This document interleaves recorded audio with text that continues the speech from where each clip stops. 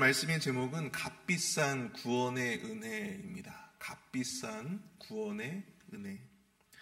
그럼 세상에 공짜는 없다라고 하는 말이 있죠. 정말 그런 것 같습니다.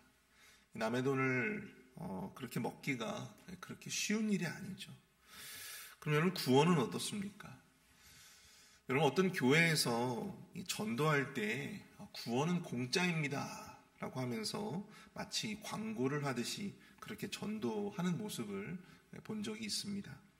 물론 그분들의 취지는 알겠지만 조금 마음이 불편했습니다. 구원은 여러분들 결코 공짜가 아닙니다. 왜인지 아십니까? 그것은 우리의 구원에는 분명히 값이 치러졌기 때문입니다. 단지 그 값을 우리가 치르지 않았을 뿐이지 구원은 결코 아무런 값 없이 공짜로 그렇게 주어진 것이 아니라고 하는 것이죠.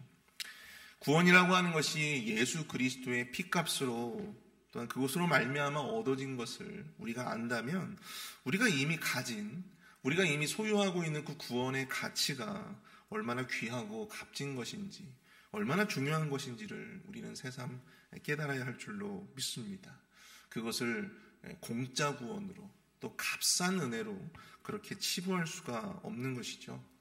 오늘 본문은 특별히 우리 주님이 피값으로 치르신 그 값비싼 구원을 값싼 은혜로 여기며 그렇게 살지 않기 위해서 온전히 그 값비싼 구원의 은혜를 누리기 위해 우리가 마땅히 기억하고 깨달아야 할 것이 무엇인가, 그것을 우리에게 가르쳐주고 있는데요.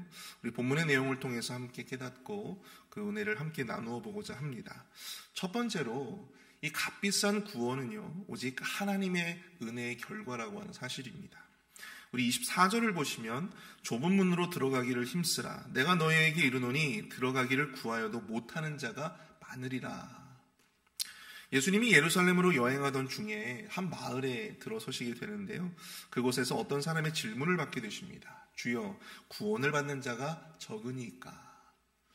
그때 예수님이 이런 말씀을 하세요. 좁은 문으로 들어가기를 힘쓰라. 내가 너희에게 이르노니 들어가기를 구하여도 못하는 자가 많으리라. 자, 여기서 예수님은 좁은 문으로 들어가기를 힘쓰라고 말씀하십니다. 근데 우리가 보통 이 좁은 문에 대해서 생각을 할 때 이 좁은 문이라고 하면 어떻게 보면 아주 그 힘들고 어려운 그런 고난의 과정으로 이 좁은 문을 생각할 때가 많이 있죠. 근데 여러분, 이 본문의 맥락에서는 조금 다릅니다. 우리가 구원으로 가는 길이 아직은 열려 있고 또 그 기회가 아직은 우리에게 있다라고 하는 사실을 더욱더 깊이 조명해주고 있는 것이죠. 비록 구원으로 가는 그 좁은 문이 힘들지만, 들어가기를 원해도 다 들어갈 수 없는 것이지만 닫혀져 있는 것은 아니다라고 하는 것입니다. 불가능한 것은 아니라고 하는 것이죠. 아직은 열려 있다라고 하는 것입니다. 그러니 힘써보라는 거예요. 좁은 문은 구원을 위한 길이 아직 열려 있음을, 그래서 우리가 빨리 그 구원을 얻어야 함을 그렇게 강조해 주고 계신 표현인 것이죠. 그리고 더 중요한 것은 그 좁은 문은요, 우리가 여는 것이 아니라 누군가가 그 문을 담당하고 또 그 문을 열어주어야 한다라고 하는 것을 우리에게 이야기해 주고 있다라고 하는 것입니다. 구원의 여부가 인간의 영역이 아니라 엄연히 하나님의 영역, 하나님의 주권에 들어가 있음을 보여주는 말이라고 하는 것이죠. 이것을 드러내 주시기 위해서 예수님은요, 한 가지 비유를 말씀해 주고 계세요. 구원이라고 하는 것이 인간의 영역이 아니라 하나님의 영역이라고 하는 사실을 깨닫게 해주시기 위해서 한 가지 비유를 주십니다. 우리 25절부터 27절까지의 말씀을 보시면요, 집주인이 일어나 문을 한번 닫은 후에 너희가 밖에 서서 문을 두드리며 주여 열어주소서 하면 그가 대답하여 이르되 나는 너희가 어디에서 온 자인지 알지 못하노라 하니, 그때 너희가 말하되 우리는 주 앞에서 먹고 마셨으며 주는 또한 우리의 길거리에서 가르치셨나이다 하나, 그가 너희에게 말하 이르되 나는 너희가 어디에서 왔는지 알지 못하노라. 행악하는 모든 자들아 나를 떠나가라 하리라. 오늘 집주인이 문을 닫았습니다. 사람들이 문을 열어달라 아우성칩니다. 그러나 집주인은 그 문을 열어주지 않아요. 왜 그렇습니까? 그들을 모르기 때문이에요. 그들이 집주인 앞에서 먹고 마셨고 또 집주인이 길거리에서 가르치는 것을 보셨다라고 봤다라고 이야기하고 어필해 봅니다. 그런데 그게 통하지가 않아요. 여러분, 구원이라고 하는 것은 우리가 열심히 문을 두드린다고 해서 얻어질 수 있는 것이 아니라고 하는 것이죠. 구원은 우리의 영역이 아닙니다.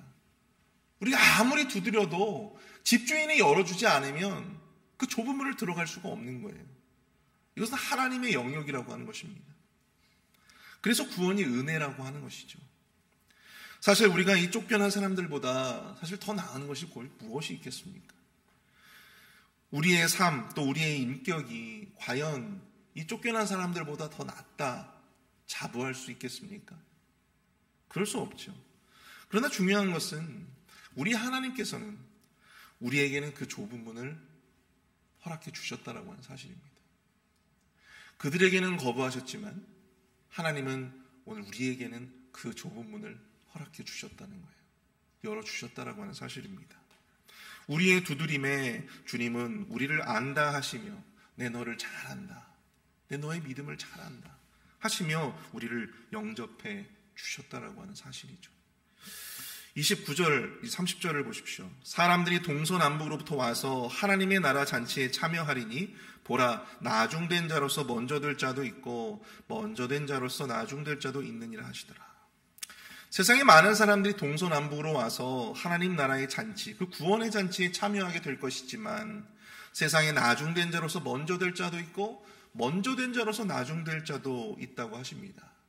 이것이 무엇을 의미하는 것입니까?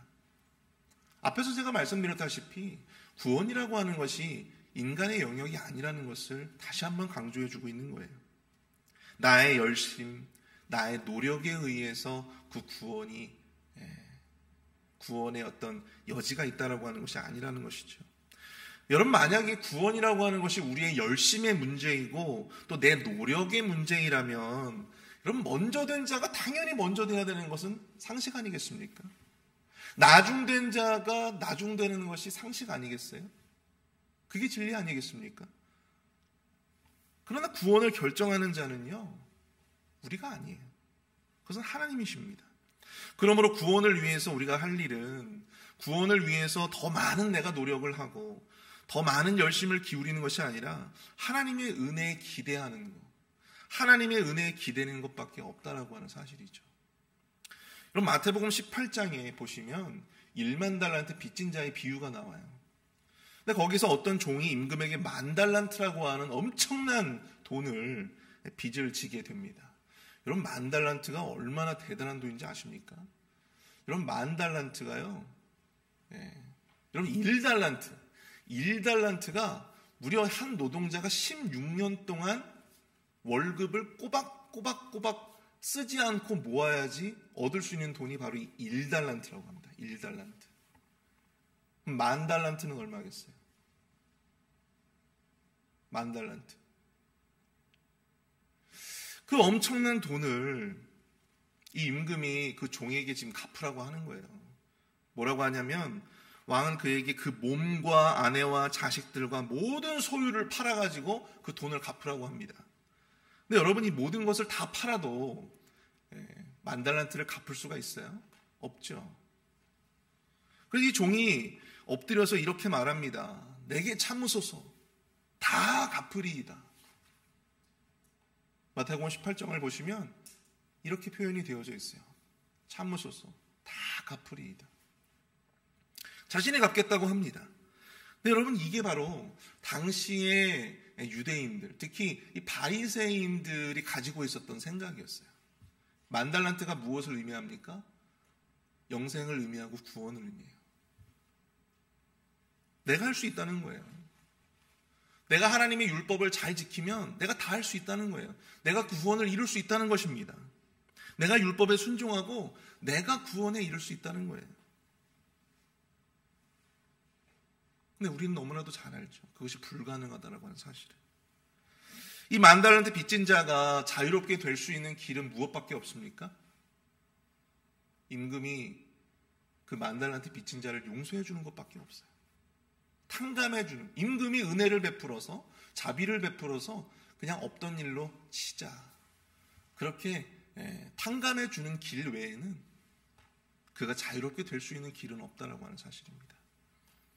한마디로 임금의 은혜에 기대할 수밖에 없다라고 하는 것이죠. 사랑하는 성도 여러분, 세상에 많은 사람들이 누리지 못하는 그 은혜를 바로 우리가 받았다라고 하는 사실을 여러분들 꼭 기억하실 수 있기를 축복합니다. 그 누구에게도 열리지 않았던 그 문, 그 좁은 문이 바로 오늘 우리에게 열렸음을 기억하실 수 있기를 바랍니다. 이 얼마나 큰 사랑이고 이 얼마나 큰 은혜입니까? 여러분, 앞에서도 제가 말씀드렸지만 이렇게 구원을 공짜 구원, 값싼 은혜로 여기며 살아갈 때 우리의 삶에 나타나는 특징이 뭔지 아세요? 감사가 사라지는 거예요. 감사. 모든 것이 너무나도 다 당연하게 느껴지는 거예요. 그리고 내가 뭔가를 조금 하면 그걸 막 드러내고 그게 엄청나게 하나님 앞에 큰 것인 것처럼 그렇게 자신을 드러내려고 하는 그러한 사람들이 있어요. 값싼 은혜로 여기는 자들입니다. 공짜 구원에 취한 사람들이에요. 내 삶에 감사가 사라지고 내 삶의 모든 것이 당연하게 여겨지고 원망과 불평이 내 입에서 끊이지 않는다면 여러분, 내가 지금 누리고 있는 이 구원을 나는 과연 이 값비싼 구원을 나는 과연 정말 온전히 누리고 있는가를 여러분들 우리 스스로 한번 진단해 봐야 될 줄로 믿습니다. 이 큰 은혜를 받은 나중된 자로서 먼저 되는 것에 감사하시며 그 구원의 은혜를 온전히 누리시는 저와 여러분들이 되실 수 있기를 축복합니다. 두 번째로 이 값비싼 구원은요, 오직 하나님의 넘치는 사랑의 결과이다 라고 하는 것입니다. 우리 31절을 보십시오. 곧 그때 어떤 바리새인들이 나와서 이르되 나가서 여기를 떠나소서 헤롯이 당신을 죽이고자 하나이다. 한 바리새인들이 무리들이 예수님께 나와 그곳을 떠나달라 청합니다. 헤롯이 당신을 죽이고자 한다는 이유에서죠. 여기서 헤롯은 세례 요한을 죽이고 또 예수님에 대한 소문을 듣고 두려워했던 바로 그 헤롯입니다. 세례 요한을 죽인 자였다면 예수님도 죽이는 데에는 거리낌이 없었을 그런 악인이었을 거예요. 그러나 예수님은 그러한 위협에도 담대하게 이렇게 말씀을 하세요. 32절 33절입니다. 이르시되 너희는 가서 저 여우에게 이르되 오늘과 내일은 내가 귀신을 쫓아내며 병을 고치다가 제3일에는 완전하여 지리라. 그러나 오늘과 내일과 모레는 내가 갈 길을 가야 하리니 선지자가 예루살렘 밖에서는 죽는 법이 없느니라. 여기서 여우라는 표현은 사실 오늘날에도 그렇지만 상대를 조롱하고 멸시하는 표현이죠. 매우 상대를 그 당시의 기준으로 굉장히 하찮게 여기는 그런 표현입니다. 예수님은 헤롯이 비록 왕이었지만 그에 대한 어떤 존경이나 예우를 전혀 갖추지 않으십니다. 오히려 그 악인 앞에서 당당하게 그 모습을 보여주고 계시는 것이죠. 예수님의 그 사역을, 인류의 구원을 향한 그 예수님의 사역을 그 어떠한 왕이라 할지라도, 그 어떤 권력이라 할지라도 결코 막을 수 있거나 통제할 수 없다라고 하는 사실을 예수님의 입을 빌어 말씀해 주고 계시는 것이죠. 그러나 그 공세의 사역이 마무리될 순간이 또한 올 것이다. 이렇게 또 예수님께서 말씀을 하십니다. 그러나 결단코 예루살렘 밖에서 죽는 일은 없을 것이다. 예루살렘에서 십자가를 지고 인류의 죄를 위해서 죽는 것 외에 예수님이 예루살렘 바깥에서 죽은 일은 없을 것이다. 예수님은 언젠가는 자신이 죽으실 것이라는 것을 아셨죠. 그리고 그곳이 예루살렘인 것도 누구보다도 잘 알고 계셨습니다. 그럼에도 그분은 구원을 위해서 계속 그 길을 가셔야만 했다라고 하는 것이죠. 그리고 그 길은 하나님이 계획하시고 하나님이 인도하시는 길이기에 그 어떠한 권력도 그 어떠한 세력도 결코 방해할 수 없다는 것입니다. 그리고 예수님은 자신의 무덤이 될 예루살렘을 바라보며 그곳을 향하여 안타까운 마음에 오늘 본문의 마지막은 이렇게 탄식하고 계십니다. 예루살렘아 예루살렘아 선지자들을 죽이고 내게 파송된 자들을 돌로 치는 자여 암탉이 제 새끼를 날개 아래 모음같이 내가 너희의 자녀를 모으려 한 일이 몇 번이더냐. 그러나 너희가 원치 아니하였도다. 보라 너희 집이 황폐하여 버린 바 되리라. 내가 너희에게 이르노니 너희가 주의 이름으로 오시는 이를 찬송하리로다. 할 때까지는 나를 보지 못하리라 하신다.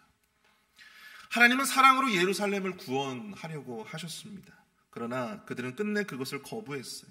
그리고 예수님을 십자가에 매달아 죽일 것입니다. 예수님도 이 사실을 너무나도 잘 알고 계셨어요. 그러나 예수님은 그들을 향하여 복수의 말씀을 하시는 것이 아니라, 저주의 말씀을 하시는 것이 아니라, 예수님은 오히려 그들의 그 심판을, 그 황폐해짐을 오히려 탄식하며 안타까워 하셨다라고 하는 것이죠. 예전에 우리나라의 공공의 적이라는 영화가 나온 적이 있습니다. 거기에 아주 악랄한 그 사이코패스 빌런이 등장을 하는데요. 돈 때문에 자기 부모를 아주 무참하게 칼로 찔러 죽였습니다. 그런데 그 죽어가는 상황에서도 그 어머니가요, 그 자식이 흘린 그 손톱을 자기의 이 목구멍으로 밀어넣는 것을, 죽어가면서도 자식이 그 손톱 때문에 혹시라도 경찰에 붙잡힐까봐 그거를 먹는 모습을 보았어요. 참 부모의 사랑이 참 대단하다라고 하는 생각들을 해보게 되었어요. 죄인을 향하신 하나님의 사랑도 이와 같지 않을까 생각을 해봅니다. 자신의 사지가 어디인지 알면서도, 자신의 그 길이 죽을 길인지 다 뻔히 알면서도 그 구원을 위해서 예수님은 그 길을 뚜벅뚜벅 걸어가셨다라고 하는 사실이죠. 하나님의 사랑을 거부하고 끝내 예수 그리스도를 십자가에 못 박았던 예루살렘을 향하여 저주가 아니라 오히려 탄식을 하셨던 예수님의 사랑을 여러분들 기억해 보실 수 있기를 바랍니다. 우리가 받은 그 구원은요, 바로 이 예수님의 이 절절한 사랑의 대가로 얻은 것임을 여러분들 기억하실 수 있기를 바랍니다. 죽음도 마다하지 않으셨던 예수님의 그 희생으로 말미암아 얻은 거예요. 그것을 우리가 안다면, 우리가 그것을 믿는다면 우리가 어떻게 구원을 공짜 구원으로 또 값싼 은혜로 여기며 살 수 있겠습니까? 제가 20살이 되기 전에는 참 외식을 좋아했거든요. 집에서 어머니가 해주시는 밥보다 밖에서 외식하는 것이 더 좋았어요. 20살이 되고 이제 대학을 진학을 하게 되면서 외지로 나가 살면서 이제 집을 떠나게 되었는데, 그때 이 어머니가 해주시는 밥이 얼마나 귀한 것인지, 얼마나 특별했던 것인지를 깨닫게 되었습니다. 그렇게 참 지극히 특별할 것 없어 보이는 그 평범한 그 어머니의 밥이 얼마나 귀하고 또 얼마나 가치 있었는가. 우리가 보통 내리사랑이라고 하죠. 이 부모의 넘치는 사랑을 받고 살 때는 사실 그것이 귀한지를 잘 몰라요.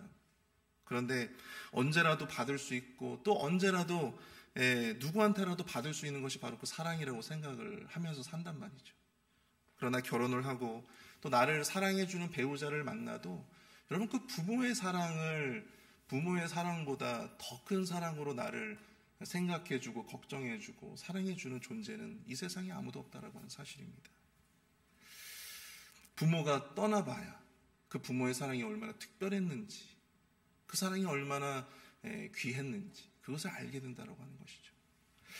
사랑하는 성도 여러분, 왜 그것을 더 일찍 깨닫지를 못했는지라고 하면서 후회하기 전에 우리가 그 값비싼 구원의 은혜를 온전히 누리며 살기 위해, 그 구원을 위해서 우리 주님이 흘려주신 그 십자가의 사랑을 매일같이 묵상하며 그 십자가의 사랑을 깨달으시는 저와 여러분들이 되실 수 있기를 축복합니다. 그 사랑의 깊이와 넓이를 깨닫는 자만이 그 사랑을 온전히 누릴 수가 있는 거예요. 감사로, 은혜로, 사랑으로 여기며 그 사랑을 온전히 누릴 수 있는 것입니다. 그 사랑이 결코 가볍지 않고, 그 사랑이 결코 평범하지 않고, 그것이 결코 값싸지 않은 그러한 사랑이라고 하는 사실을, 그러한 넘치는 사랑으로 우리를 구원해 주신 하나님의 사랑을 우리가 알 때 우리는 값비싼 구원의 은혜를 더 온전히 우리의 삶을 통해 누리며 살 수 있게 되는 거예요. 더 감사하면서 그것을 은혜로 여기며 살아갈 수 있게 되는 것입니다. 우리 시간 함께 말씀을 생각하면서 함께 기도하기를 원합니다. 나에게 구원의 의미가 무엇인가? 나에게 이 구원이 공짜 구원인가? 값싼 은혜인가? 그 구원이 나에게 값싼 은혜가 되지 않게 하여 주시옵소서. 내가 소유한 이 구원이 나를 향하신 하나님의 크신 은혜의 결과임을 깨닫게 하여 주시고, 나를 향한 하나님의 특별한 사랑의 결과임을 깨닫게 하여 주시옵소서. 우리 함께 기도하겠습니다.